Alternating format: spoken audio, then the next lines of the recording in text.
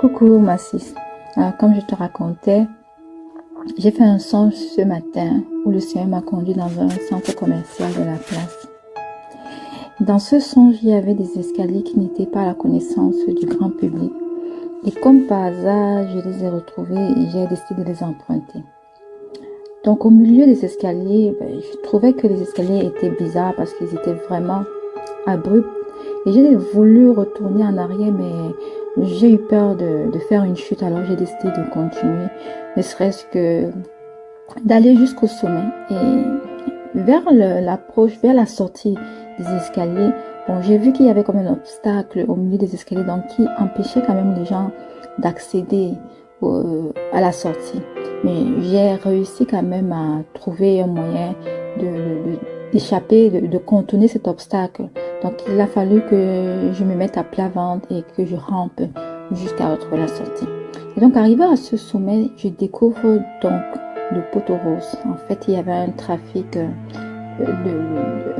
humain qui se passait sur la toiture de cet immeuble, donc de ce centre commercial là où je me trouvais. J'étais très surprise et choquée de ce que je voyais. J'ai vu deux grands groupes là-bas. Le premier groupe des personnes qui étaient l'objet du trafic humain, c'était des personnes de race noire. Et ceux qui constituaient le réseau du trafic humain, c'était les personnes de race blanche.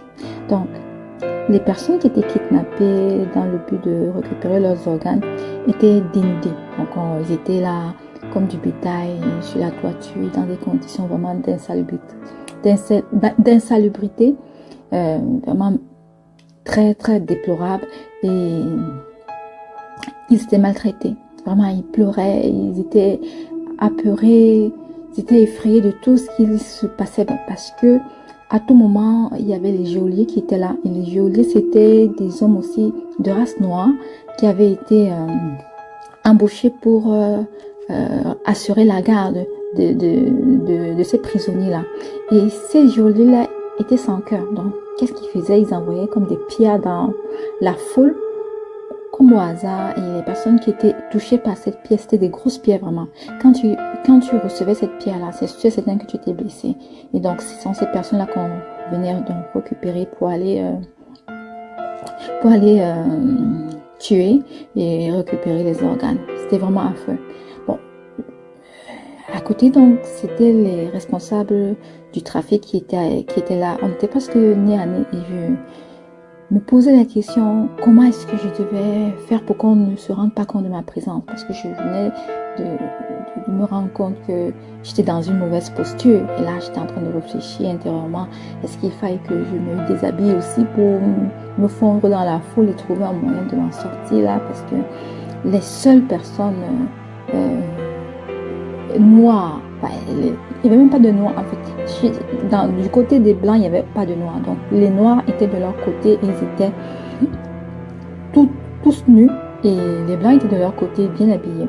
Et ce que j'ai remarqué de ces personnes blanches là, c'est qu'elles avaient un profil normal. C'était des personnes qui avaient une allure très respectueuse, très éduquée. Vraiment des personnes qu'on ne soupçonnerait même pas qu'ils tueraient une mouche.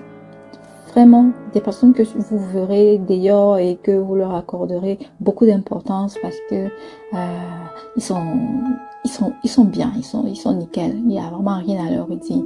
Contrairement au profil ou aux stéréotypes qu'on a souvent des trafiquants, ce sont des personnes qui ont l'allure des drogués, qui sont tatoués, donc c'est facile de leur attribuer ce type de transaction, ce type d'acte.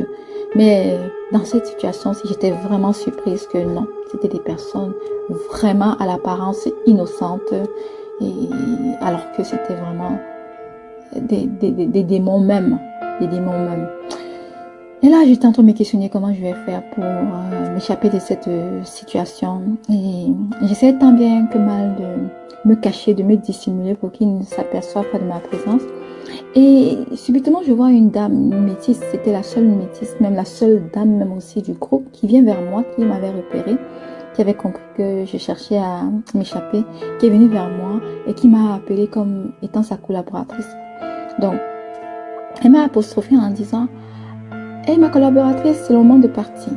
Et là, j'ai eu un gros soulagement parce que je me suis dit, waouh, Dieu a envoyé son ange vers moi, me sauver.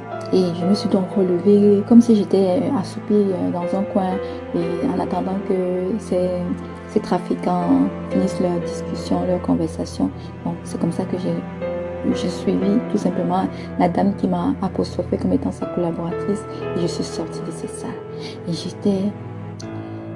j'étais vraiment apeurée de tout ce que j'ai vu.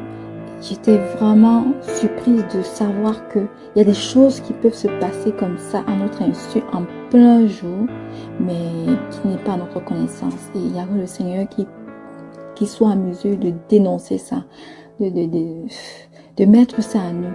Vraiment que le Seigneur nous fasse grâce, qu'il nous épargne, qu'il épargne les membres de nos familles. C'est tout ce que je peux dire. Que le Seigneur vous bénisse.